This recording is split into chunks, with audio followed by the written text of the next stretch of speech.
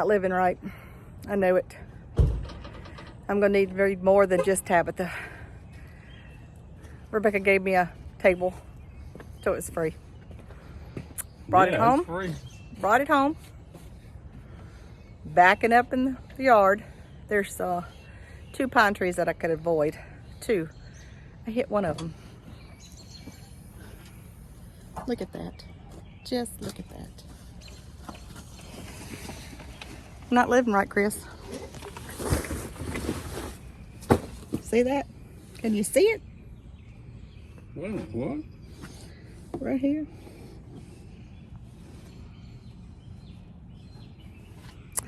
Not living right. Well, I cannot believe I did that. can you put that bag back in? Yeah. Cannot believe I did it. I'm just glad I didn't bust all that out. Look at that. Oh, mercy. I cannot believe I did that. Just cannot believe I did that. Now let me tell you. Eli, one of his buddies, who is now a doctor, after Eli's house burned down, you know, people would give him stuff and to help him build his house back up. And, well, you know, he ended up moving into with Rebecca until he could decide what he wanted to do. And, of course, now he's in the Airstream and he's out of state. And he had 3 pieces of this furniture that was given to him by his best buddy. And they did not want it back. And so it's at Rebecca's house. 2 pieces are in the garage and 1 piece is in the hallway. And Rebecca was like, Mama, do you want this? Well, yeah, it's free, of course. Got just a place for it. So I was writing today, and I did not cook supper. Rebecca had called or texted me earlier, and she said, I'm cooking supper. Nathan's grilling hamburgers. Do y'all want to come over? And I said, sure. Well, I went, it was at 5:30, and I called Chris, and he still wasn't home from work, and I said, he wouldn't answer his telephone. So me, being the worry wart that I am, all I could think of was he's fell off the ladder or he's up on the roof and he's dead.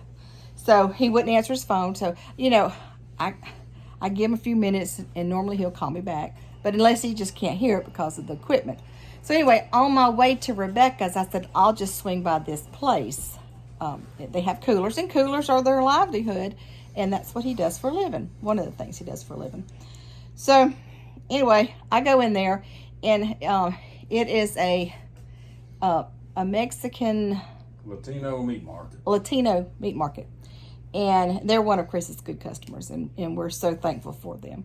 Well, anyway, I don't speak Spanish. Well, I don't either. And they don't speak English.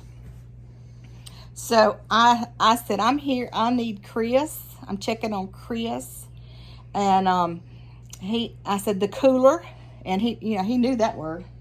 So he said, and he pointed, go to the front of the store. Well, I just come from the front of the store, and then he called me back, and he said he gets his hand real close to the floor, and he does this, and I knew what that meant. I said, he's on the floor. So he said, yes, he's on floor. Well, that got me thinking about, and I did. He was on the floor. He was up in a cooler. I guess it was a cooler. Yeah. So anyway, it got me to thinking about back when the kids were little.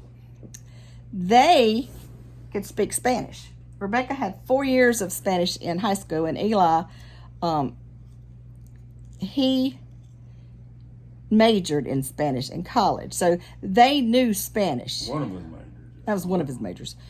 Well, not only that, when they were little, I signed them up for those little Spanish videos and tapes and stuff. And they would sing. We'd get in the car, and I'd put one of those little cassette things in, and they would sing every one of those Spanish songs. And me and Chris didn't know what they were talking about, but they loved it. So they could speak Spanish, still do. Well, anyway, whenever they were planning something they didn't want me and Chris to know about, they would speak Spanish. And I could hear them all over the house talking in Spanish. They were planning something, trying to be sneaky with it, because me and Dad didn't know what they were talking about. I said, y'all better speak English so we can understand what you're doing. But anyway, so I go to Rebecca's house, and then when Chris gets off work, he goes to Rebecca's house, and we have supper. And something come up about the pieces of furniture, and Chris said, well, I've got my truck, I can take some. And then I took a piece, and of course I took her laundry because their wash machine's still broken. And Chris beats me home, and he backs up to the front door, and he unloads the 2 pieces of furniture. And I'm going to do the same thing. I'm going to pull right in beside him. Now, mind, I am watching the door to be careful that I'm not going to hit his vehicle, and I'm watching one of the trees. Well, there are 2 trees that I could hit.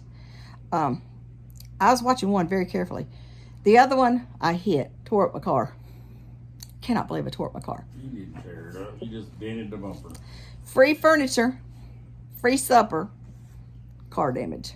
One of us isn't living right. So all you yacht people out there, don't let us on your yacht.